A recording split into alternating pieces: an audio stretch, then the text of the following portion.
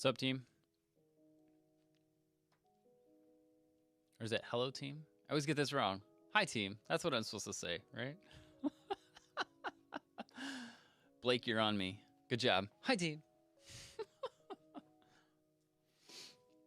Oh. I feel like it's been way too long since we've done this. It's been, what, 3 weeks? Has it been longer than that? Has it been a month? Too long. That's the answer. Completely honest answer. Oh, did I get all the things done? I did. Cool. Michael? Ella. Allah. I'm not used to people spelling things backwards. 2 refrains. Hi, team, and numbers on the line. Numbers on the line? Is that an airline thing? Maybe I don't follow that one.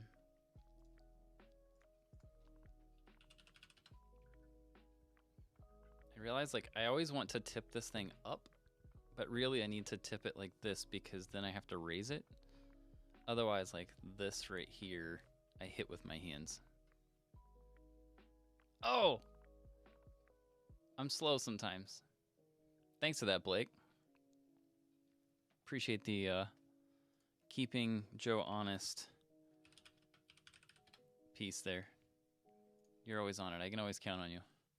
Nikki, welcome. And yes, I'm doing much better. It's actually one of the things I wanted to talk about a little bit today is just like what's going on in Joe's health world, because we haven't talked about this in a while. And I think it's partially because I don't really like it, so I don't want to talk about it very often. So yes, I am doing better. Essentially what has been going on is that, long story short, Joe had Lyme disease. I believe I'm past Lyme disease, but one of the co-infections or things that can come after beating that is a mold infection. And so I have an internal mold infection. My mother-in-law always tells me that she always knew I was fuzzy inside.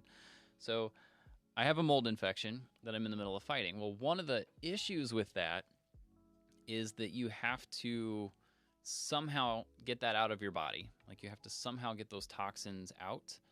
And it's not a straightforward process. It's kind of different for most people. In my case, I have to take these toxin binders at certain times to help capture the toxins whenever they're available, and then you can expel them through means we're not going to talk about, but you can guess. And another way that happens is through what's called a Herxheimer reaction, which is actually a good thing for me to have. But what I've learned in this whole process is that the mold infection in my case it's in my brain, actually. My mom thinks I broke the mold. Can always count on you for these, Blake. So yes, mold in my case is actually in my brain, which is actually a pretty scary deal, to be honest with you. And it's one of the reasons I don't talk about it too often, just because people can get the wrong idea from it. And mold infections, when it's in your brain, is misdiagnosed in a lot of cases as Alzheimer's, Parkinson's, like some pretty serious stuff, right? And thankfully, mine is known early enough and we know enough about it that it's not really that big a deal. This is why I don't talk about it in that way very often. But whenever, I realize I gotta hit another record button. Whenever it's okay, Nikki. You're totally fine. Yes, it's totally moss on my brain. But it can become a very big deal if you don't manage it and get ahead of it. Now, thankfully, I'm way ahead of it. And what I have to do is take these binders to help pull that out. Now, the way most people do that, because most of the time when people have a mold infection, it's like in their chest or in their gut. Like that's most of where that happens, or in like your muscle tissue. That's another very common one. So you'll have it like in your biceps or in your quads or something like that's where a lot of people have it when they get it. And for them, things like moving throughout the day works those muscles enough that it can slowly work those toxins out. You take some of the toxin binders and then it can go through your excretory system and you're clean, right? You can do that. When it's in your brain, it's a different game. And you can't just go swing an axe for a while and get that to come out. So what I have to do, which is less than fun, is take the toxin binders, but you have to take them at certain times in the day, usually before you eat, which is kind of weird. Something about first thing in the morning too. Something about when you eat, your brain is like getting rid of toxins to get ready for that. Also in the morning, we've slowly been learning this, right? So as you sleep, your brain is pulling toxins out of the brain tissue. So resting does that. So whenever I take the binders first thing in the morning, it's helping my brain get rid of that. But what we've been learning is that one of the best ways that I can do that is intentionally, or as was the case last Thursday, unintentionally causing a Herxheimer reaction, which is basically a mass die-off of bugs or toxins or something in your body, and then your body has an extreme reaction trying to get that out of your system. I created one of those for myself last Thursday. And in my case, because it's in my brain, that brain tissue is trying to get those toxins out, right? What happens when that occurs in mass? Well, headaches, migraines, in my case, a pretty severe migraine, thus my vision gets all blurry. I can't really think straight. So joining me on an office hours in the middle of a Herxheimer reaction is not exactly going to be helpful. So even getting like all the buttons hit to be able to turn it on would be like impossible for me. So the only thing I can really do is lay down, close my eyes, cut off all inputs, and let it pass. That's all I can really do with it. That's the way it goes. So anyway, I need to cause these things on occasion because it helps my brain get that stuff out. And there is a limited amount there. It doesn't keep growing. So, I mean, it does kind of help itself, but you can get way, way, way ahead of it and eventually get to the point where it's not an issue and your normal processes can get rid of it. That's what I'm trying to get to. And I'm not far off of that.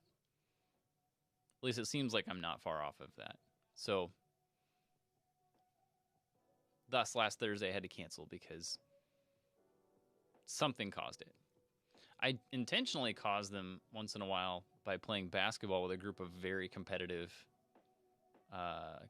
friends, and I get very, very sweaty in that process. Well, the rising temperatures of my internal body temp causes those reactions, and I know that. So whenever I play basketball at 6 a.m. with everybody, I know that later that day I'm going to have one of those. So I just plan that into the schedule. That's the way it works. That's my life. Not that we've ever really talked about that. I kind of hide that part for some reason. I don't know that it's intentional. And the answer is not meditation. Meditation actually does absolutely nothing for this, which is why I've tried it a few times to see if it would help, but it does nothing. I wish it did something. If it did, I'd be meditating constantly. Make all the stuff go away. Anyway, there's that. Thanks for asking, Nikki. You probably got a lot more there than what you were planning on, but that's okay. Meditation equals closing your eyes and cutting out inputs. Yes, but it also means clearing your mind. And in this case, it's more a case of, how do I make this stop? How do I make this stop? How do I make this stop? How do I make this stop? That's usually the only thing you can focus on. So I guess that's maybe a form of meditation. You're definitely focused on one thing. That's for sure. It's like, let's please make everything go away. Definitely a mantra. Definitely. Make all the things stop.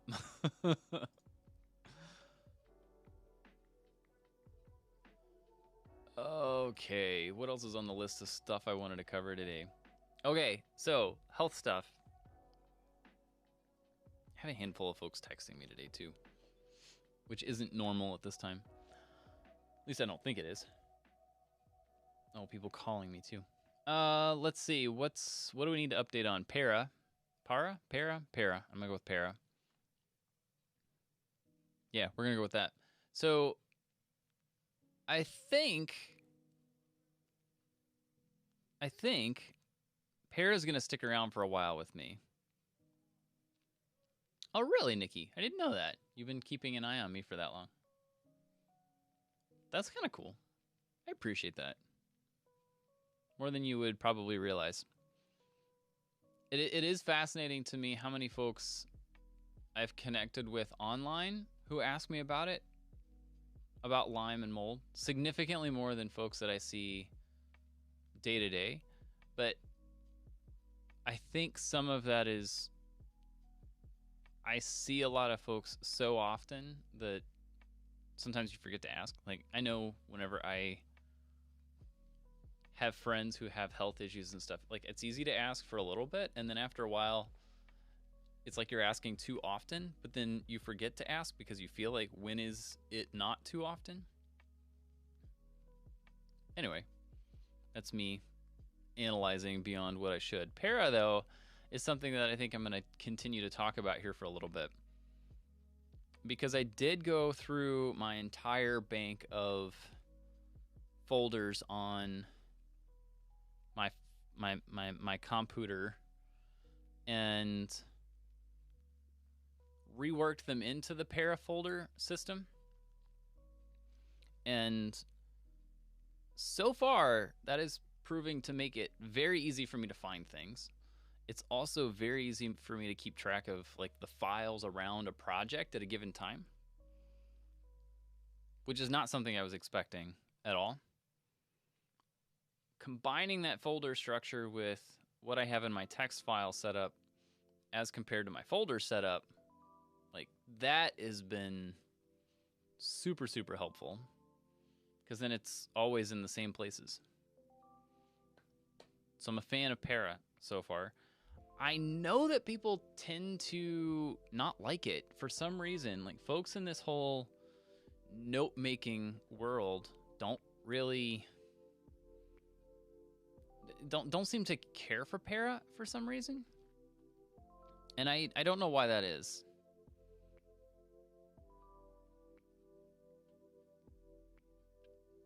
Also, Nikki, you're on with para as well.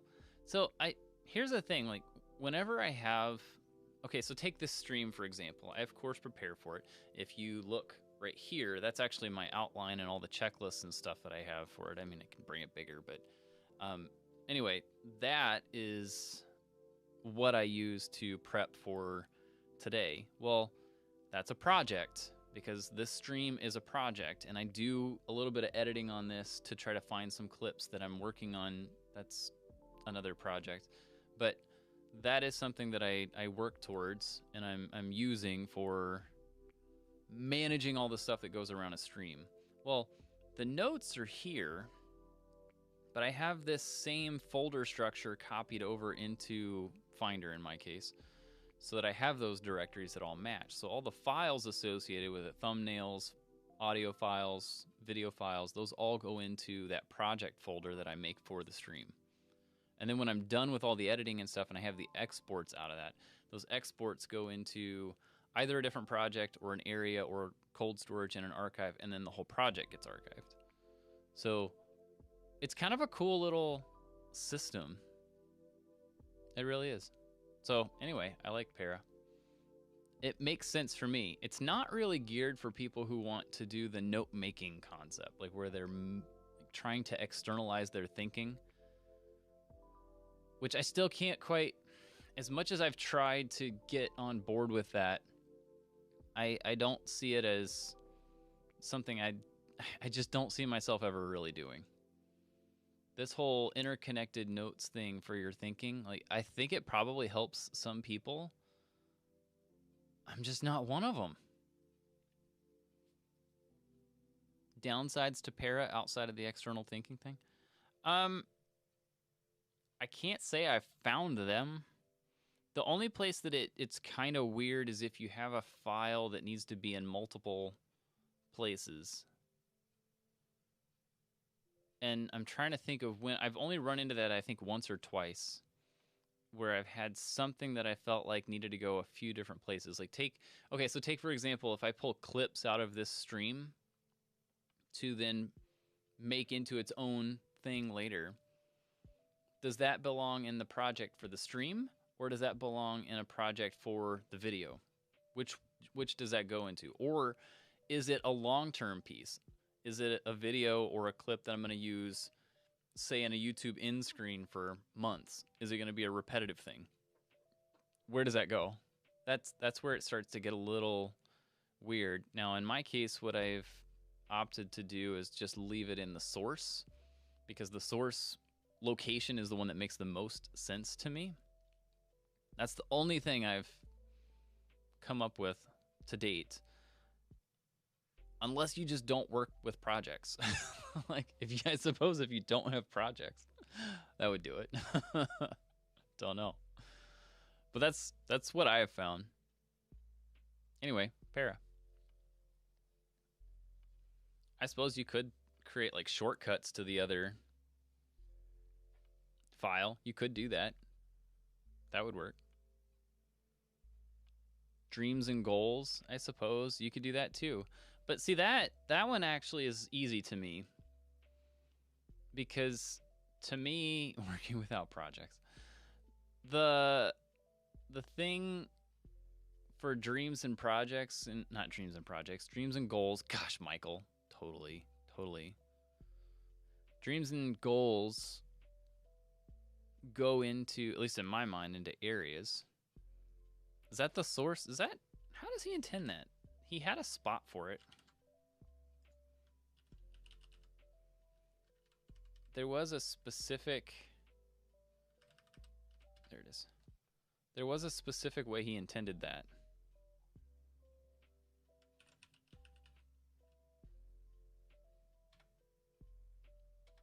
And I don't remember what it was.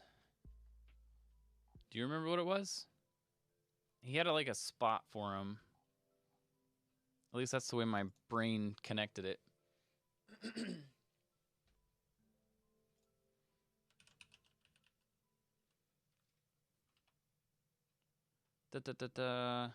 Associate projects with their goals. He's only got one in there.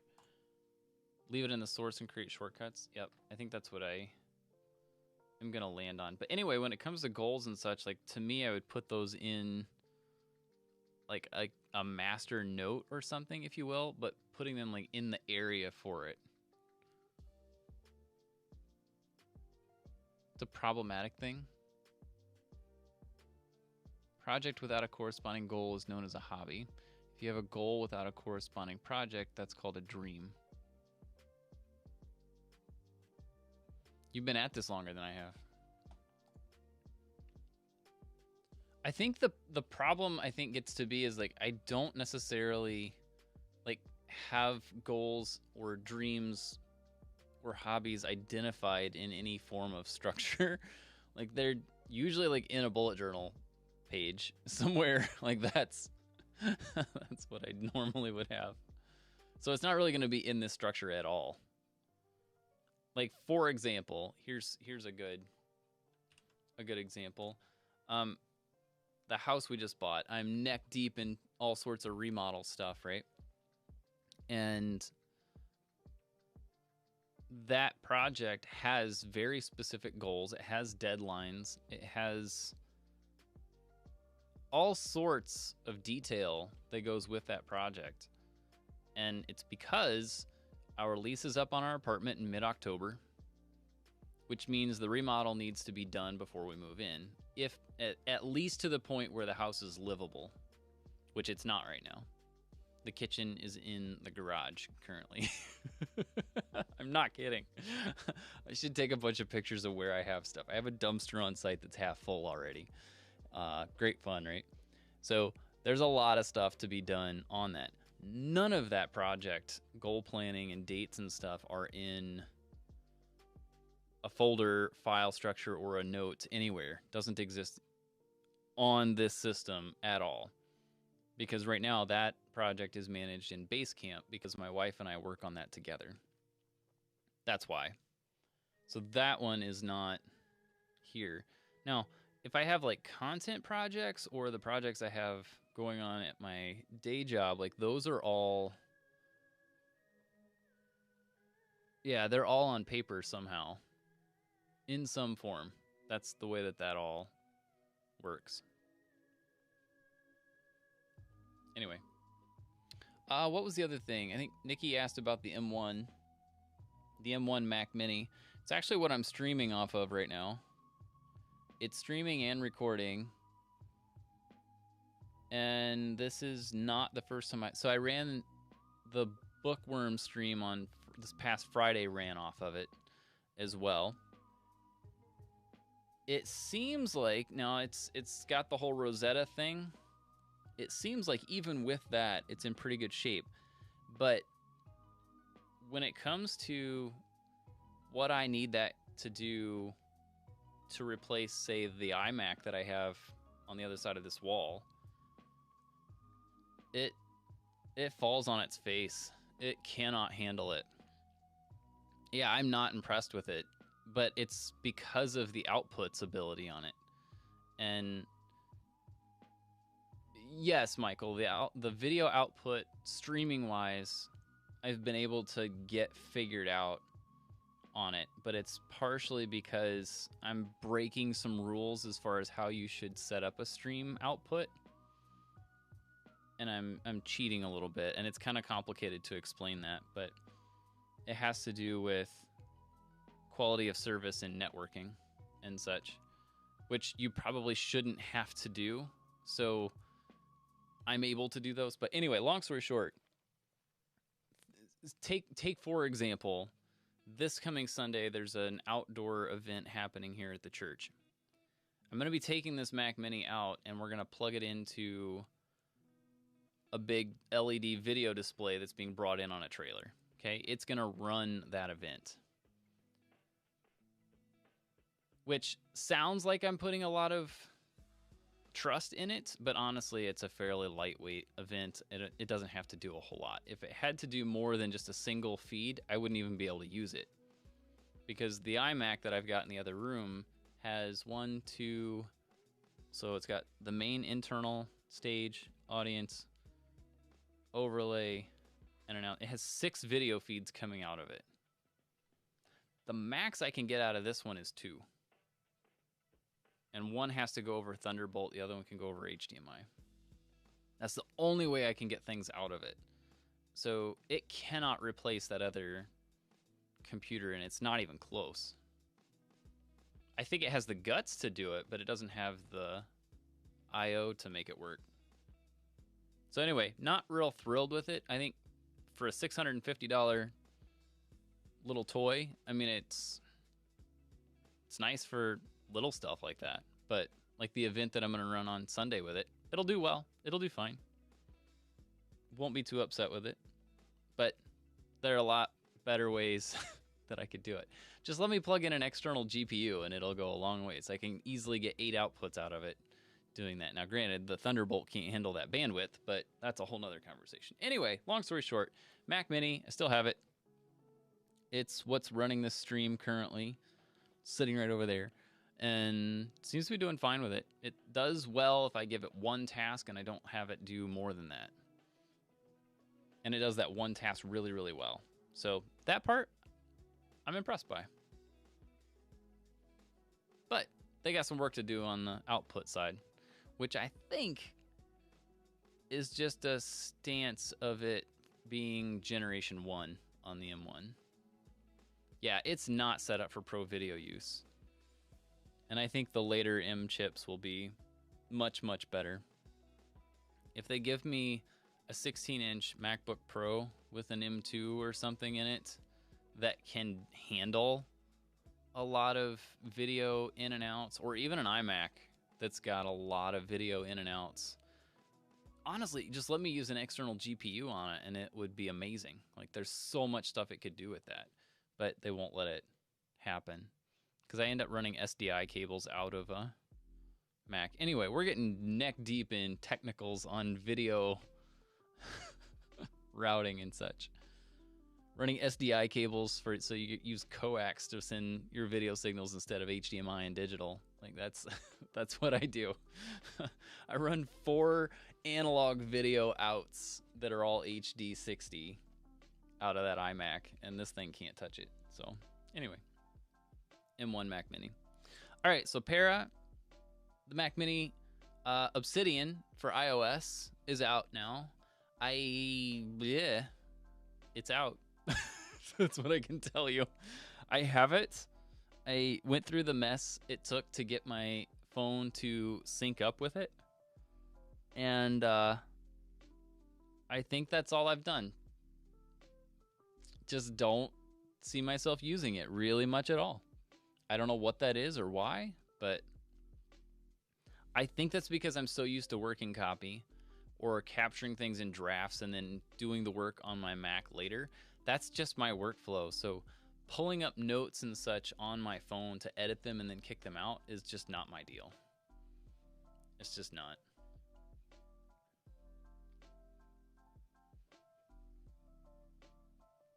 If you love Obsidian for iOS, I apologize.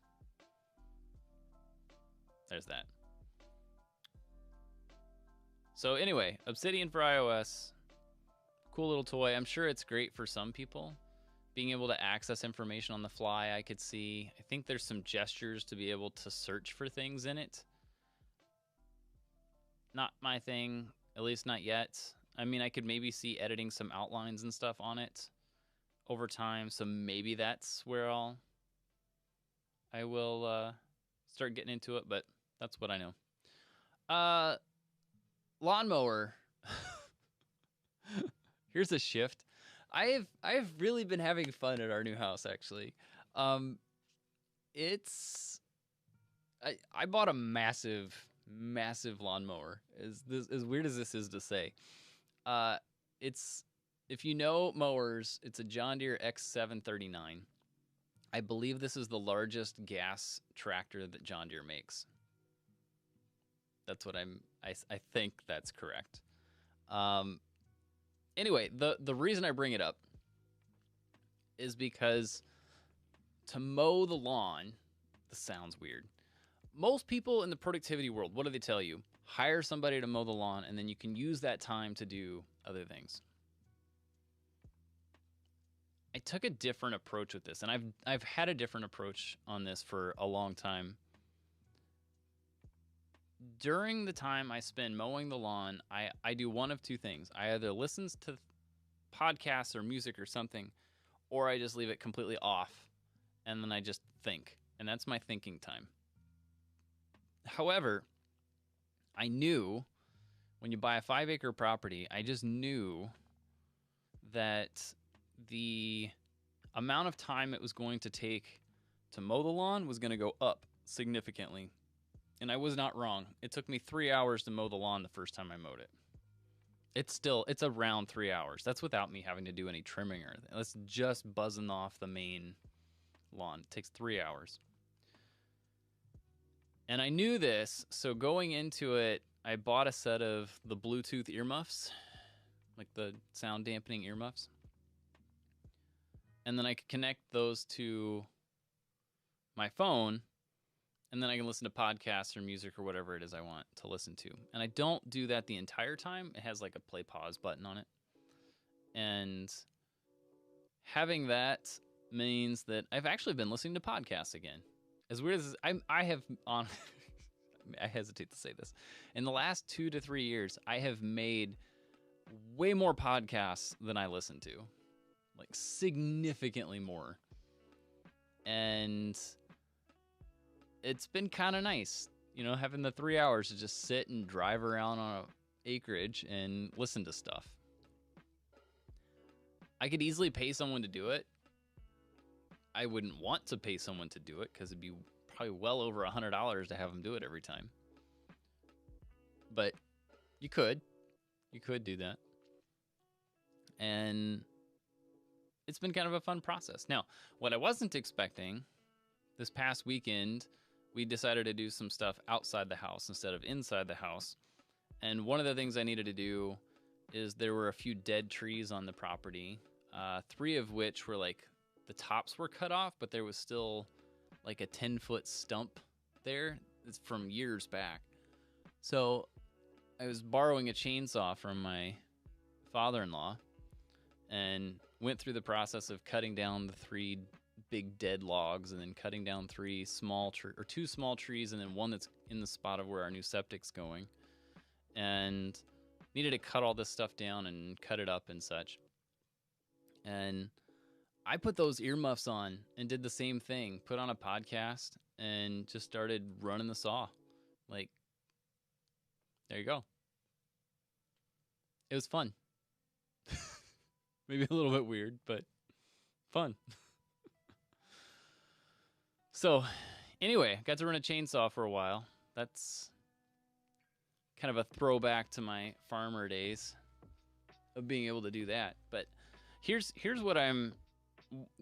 why I'm bringing this up. Lawnmower, chainsaws, and earmuffs. Oh, and then one other thing I've been doing. And I don't know if I've said this, but there's about 2-ish acres worth of woods on the property, maybe a little bit less than that. And the previous homeowners had cut trails through that. So you can go on walks out in the woods, and it's all mowed grass trails. And whenever we're done working on the house each night, I've been going for walks out on those trails. Now, combine these 3, there's definitely a tree house in the future. I even have there's 2 trees that I have set aside for this. I have plans for a tree house, and it's going to be epic. I'm totally doing that. The girls are excited. Spending time on the mower, spending time with a chainsaw, going for walks. I've been coming to some conclusions that are a little bit out of the norm for what you see from productivity people right now. And I think it's because everyone right now, the theme is all about note making and getting thoughts out of your head so that you can process them. A deep work retreat. That would be the shop. I have like a 3-car garage-ish space that's working as a shop for me right now that I'm not putting a car in because we're not staying there overnight. Everybody's talking about externalizing your thinking. And I've tried it a few times unsuccessfully. And as I find ways to process things and as I have been like, how do these things work and how do people in the past do this? Because think about this. The process of externalizing your thinking is a very new thing. I can think of a few folks that did this because, again, computers weren't a thing in the past, right? The number of folks that have some form of a record where they externalize their thoughts in the way that we're talking about, like some form of growing a bank of notes about a specific topic. I'm not talking about journaling. That's a different thing altogether. I'm just talking about collecting your thoughts on a topic in order to like continue to grow that body of knowledge that you're externalizing. You with me? Because journaling, I know people have done for years, decades, centuries, millennia probably. That's something that's been around for a long time, and I don't want to discount that because that does have a very big benefit. But that's not what I'm talking about. Mostly I'm talking about this interlinked thinking thing, linking your thinking in that concept. To bring in Nick on that. So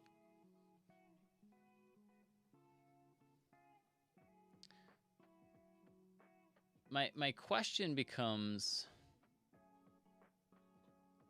if people didn't do this in the past, because there weren't really any tools to do that. I mean, Nicholas Luhmann was the first to come up with that concept, right? The true Zettelkasten. You got close, Blake. It's got an E-N on the end of that. He was the first, and that's, in the scheme of history, don't throw your pen. In the scheme of history, that's a very, very young concept. And the question is, does that mean that this is a breakthrough, kind of a revolutionary concept that you should definitely get on board with? Or is it that this is just a different way to do something that people have done in the past? Or is this unnecessary?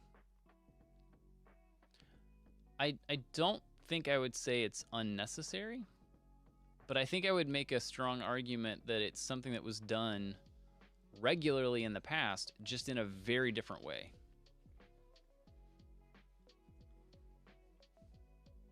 Can you figure out how?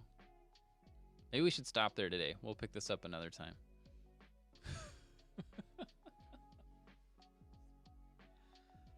No, I won't do that to you. Here's what I'm getting at. If we look through history, there are a lot of practices that people did culturally and socially that we don't do anymore. And a few of those things are just this. There weren't that many books in the past, and when you had them, a new one would come out, and it was super important, and everyone in your friend circle would read it. You would pass it around, and because there weren't many new books out, people talked about what they thought about the characters, how the plot line developed, because they were primarily fiction books or biographical type books. There weren't a lot of nonfiction books like what we have today. There were. I'm not saying it's exclusive, but the bulk of what people were able to get and read were fiction books. So whenever a new one came out, it made the rounds, and people talked about it. It's one thing that used to happen a lot. Another is letter writing. When's the last time you wrote a physical letter to somebody or received one? Like, this is not super common. It's actually kind of cool. My oldest daughter right now is like in this whole pen pal thing with my mom. So it's grandma and granddaughter pen paling back and forth. So kind of cool. Kind of cool there. So anyway, you would write back and forth.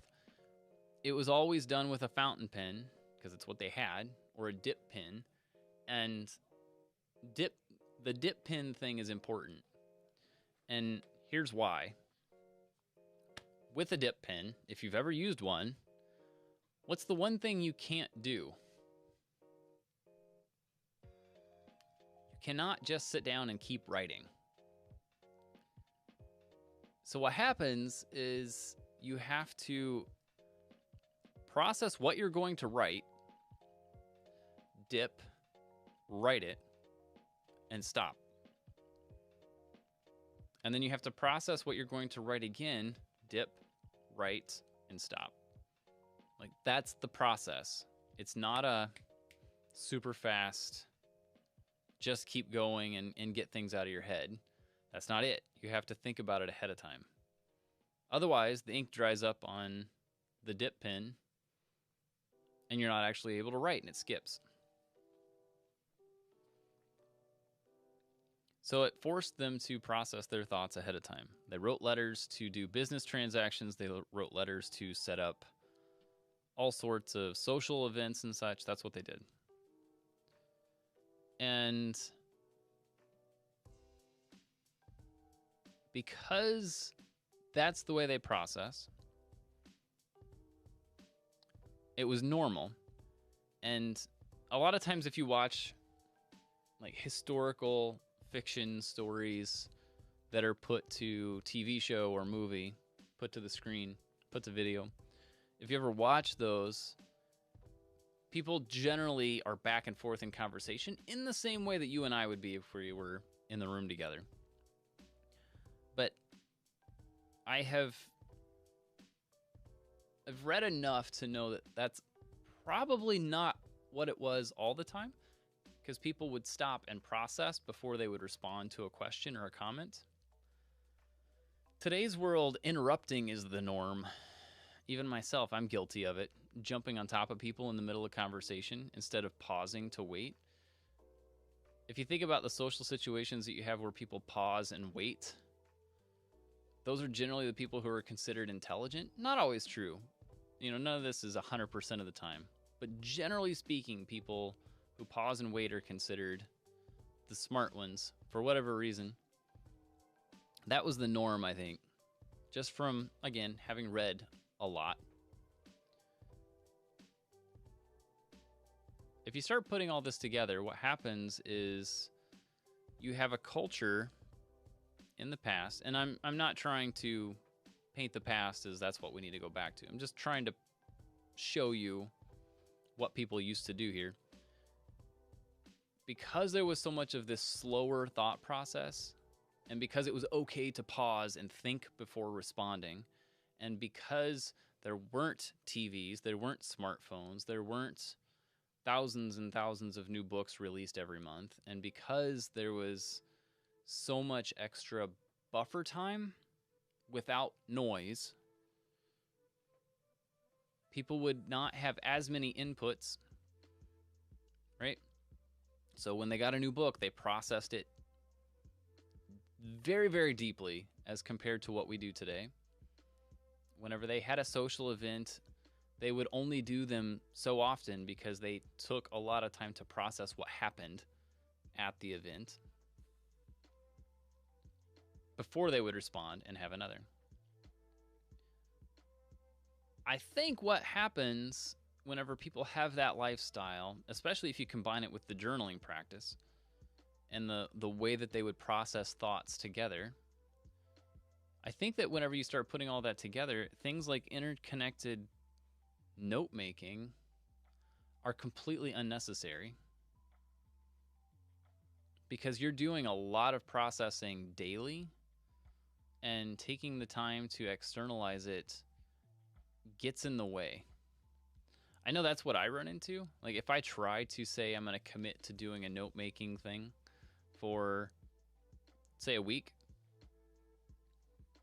the time it takes me to process by going on walks out in the woods or running a mower for 3 hours, the time it takes me to do that and then go externalize it, it's like duplicating the effort. Now, granted, I don't have a record I can go back on. That's the benefit, but I think that's the whole recorders thing. Like, people want to have that. They want to have that written record, if you will. There's nothing wrong with that, but I don't know what I'm accomplishing by doing that. I mean, obviously people have the outputs of content creation that they're doing, but I find that my interactions with other people and my ability to process thoughts are significantly benefited by taking the time to not write things down and get outside and do things there. This is actually one of the big reasons my wife and I went through the process of buying an acreage. We've been wanting to do that for years. And it's partially because I grew up on a farm and I grew up in that scenario where you didn't have tons and tons of inputs, and then moved to an area where we had tons and tons of inputs all the time, and it has stressed me out over time because I haven't had the space to get away from it regularly, daily. Whereas right now I do. Now, granted, we're not living at this place, but we're out there at least 6 out of 7 days a week, if not more, if not every day. And I've noticed just in the 2 weeks plus 3 weeks now that we've owned the place that my thinking has gotten a lot clearer. And I can already tell that. Anyway, random thoughts for the day. Maybe not completely random. Just the things I've been thinking about a lot. So, lawnmowers, chainsaws, leads to productivity. That's kind of what I've been thinking about a lot lately. Anyway, Alexander Hamilton. I'm catching up here. Alexander Hamilton, like in that time period, like they would write in that way I was talking about with the dip pen. Whenever they, like, if you go read some of the historical records of whenever they had fountain pens come out that had like cartridges or that they could hold a lot of ink, a lot of writers didn't like it because it was too easy to write fast. And that's the opposite of what they wanted. But of course, it's going to take over, right? It makes things easier. Anything that's convenient has a tendency to take over, and then it becomes the rule, and then we forget what it was before that convenience. Simple things like I'm trying to buy an axe right now, splitting axe, which totally weird for somebody who works in the tech world to be trying to buy an axe, right?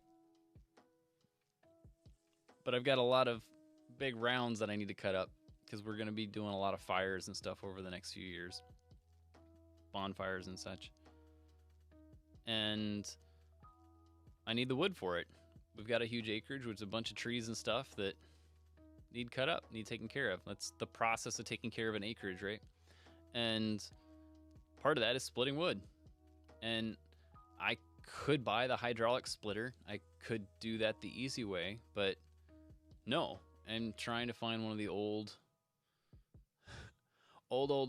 grandfather's steel splitting mauls with the old hickory axe handles and do it the old way, because I know, at least my grandfather did this, he came up with some of his best ideas out splitting wood.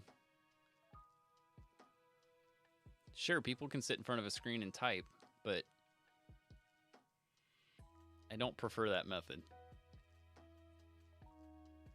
Yeah, Neil Gaiman does write with a fountain pen, and he swears by it. Japanese-made axes, they're pricey. I'll say that. And I am not Captain America. Have you seen me? I don't have big arms. I am not capable. Leverage and physics are my friends. Learning how things can maneuver. Like even like when I'm cutting up the trees that I cut down, I know how to leverage things to roll the logs correctly because I do not have the strength to just pick it up and spin it where I want it. Some people do. I've been around folks that do that, and I am not one of them. I've known that for a long, long time. I will very likely never be that person. So yes, Captain America is fully capable of doing that. I, on the other hand, am not.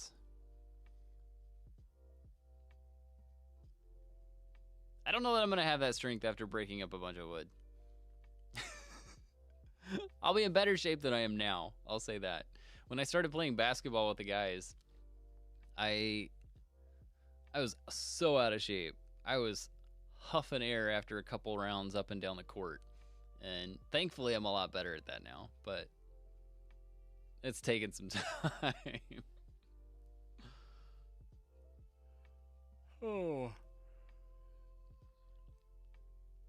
Anyway, lots of stuff going on in Joe's world, but that's catching up. Paramethod, obsidian, lawnmowers, chainsaws. Not note making. You'd want to record your thoughts after. That's where journaling comes in. That's what I think is the key for some people. It works for me sometimes and not others.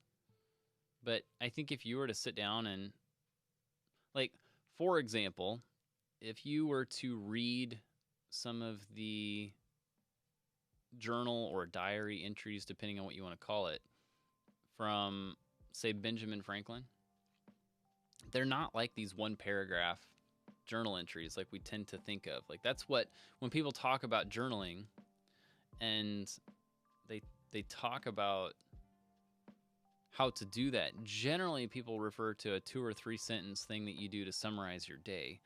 That's not generally what people did. They would write their thoughts on how the day went, and that's usually at least a page long. It wasn't a 5 or 10 minute thing that you did at the end of the day. I mean, it's a 30 to 45 minute ordeal, if not longer. It's very different than trying to just do a 1-liner or a 2-liner. And it's also very different from the note-making stuff. Note-taking? Note-making, yeah. I think that's the term the cool kids are calling it today. Writing down what you think. It's note-making. That's today's term. And you have to have maps of content to do that. And you need to make sure that your PKM can handle a map of content. That way you can make notes about what you think about the world. You don't need to split wood. You just need to have a PKM and MOCs so that you can make notes. That's what you need in order to process what you think about life. That's the solution to the world right there.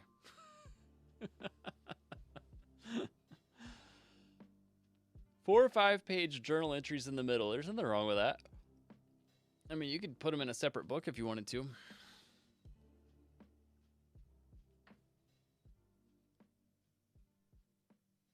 So yes, that's probably the piece that I need to pick up now. Trying to get the journaling thing back in place on paper, I think, is what I need to do. Especially now that Nikki has me doing my stuff, the writing of my list at night and in the morning, getting that habit in place, and then going through the process of writing down how the day went. That's the whole, like, day-to-day structure that I'm trying to put in place. You want some acreage? There's a lot to it, and there's a lot that I have discovered. So many things that I grew up learning how to do that I didn't realize I was learning how to do. Simple things like, how do you cut down a tree? What's the process of running a chainsaw to cut down a tree? And I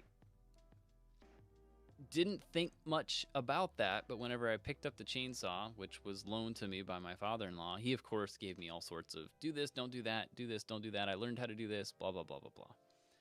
And it's like, okay, yeah, thanks. And whenever I got it out on Saturday, it's like, well, I ran a chainsaw many, many, many times on the farm, and I realized before I even started it that a lot of things were set wrong on the chainsaw. So I fixed those and then got it running and cut trees down, and they fell where I wanted them to fall. And I really didn't have to think much about it. And there's things like that. There's things like, I don't even know how to set up hydraulics on a mower that has hydraulics. Like, simple things that I don't think much about, but I know that a lot of people don't know. But I realized that I grew up learning that stuff. Lots of life skills. So yes, Nikki, I have been doing that process not 100% of the time. I'm still working on the habit side of it. When I do it, it works well. But whenever I get tired, it doesn't go well. Is what it is. So yes, Blake, simple things. Like, here's an example. I know I keep talking about chainsaws. I'll quit soon. But when you're cutting things, Some people like to use the top of the blade to cut up. Don't ever do that. It's like the worst thing you can do. Because if you're cutting up, if you have that limb across, if I can do this, and you cut up on it, it's going to want to fall down on top of your blade. So it's going to want to pinch that blade. And when you do that, makes it hard to cut, right? Also, the way the chain runs, it's going to throw it at you. I think it's no, throws it the other way. But it'll try to pull it away. And that's not what you want. Like, it just does not go well. Generally, it's a bad idea to try to use the top of the blade. Whenever you're doing things, it has to be able to fall down.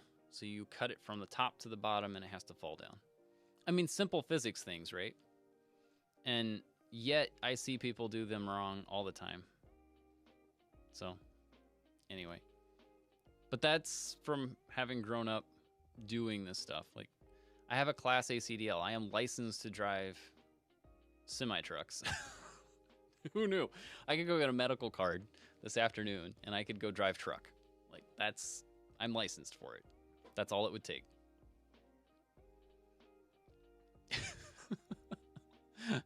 So yes, I have weird skill sets that people don't realize I have. I don't even remember what I have a lot of times. So here we are.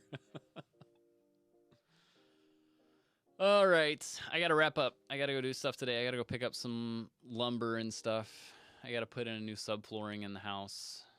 And I don't even know what else. What else is on the list? You want to know what else is on the list? I got to pick up lumber. And I've got to catch up on a couple days tracking in my bullet journal. Oh, and I need to order some electrical wire. I got to redo some electrical stuff in the kitchen. Axes, lawnmowers, and chainsaws allow me to cut through the craziness and think clearly. Well, there's one punny way to do it. Yep. There's all sorts of, like, sharpen the saw stuff involved there, too. Like, that's just the way it is. I asked my father-in-law when the last time was he sharpened his chain on his chainsaw. He's like, oh, right. It's like, do you have a sharpener? He's like, nope. It's like, okay, I'll start there. I will sharpen this chain first because I know what he has used it on. It's like, and nope, it's not going to last long. So yes, lots and lots to do there. I've got something that I think is a little easier in general. So there's that. I don't know, Blake. It shows stable on my side. Yeah, it hasn't dropped anything the whole time. So anyway, that'll be on Wednesday, 1 o'clock. This Friday, we do not have Bookworm. And what else? What else? We'll be back next week. Chainsaw cut the line. Definitely cut the line. All right, fun times. All right, team. Enjoy the rest of your week. I'll catch you at least next week. See ya.